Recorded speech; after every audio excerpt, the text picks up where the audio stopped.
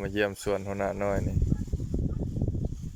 คนสิเป็ดให้กินนี่สิได้กินบ่นี่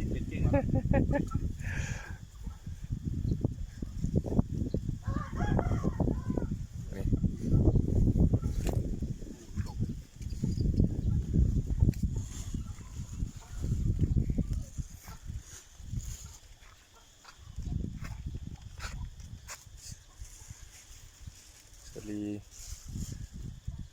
ยาวดีใหญ่ดี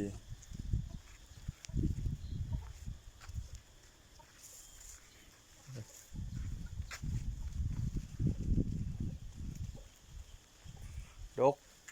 หงเนี่ยแต่ต้นดกเบิด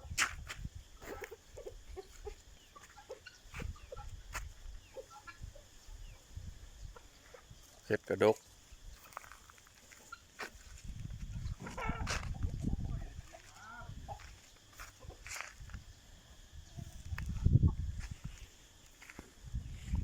มีครบเป็นว่า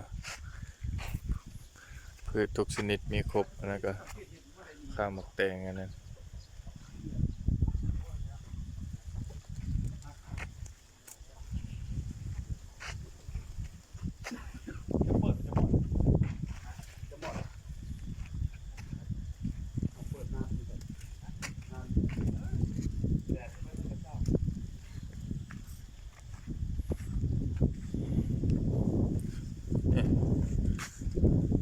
สุกแล้วนี่นะ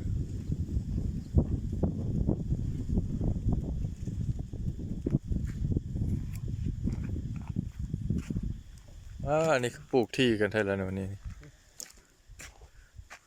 ที่กันเนาะนี่นะขึ้นเองเลยเนาะว่ามันขึ้นเอง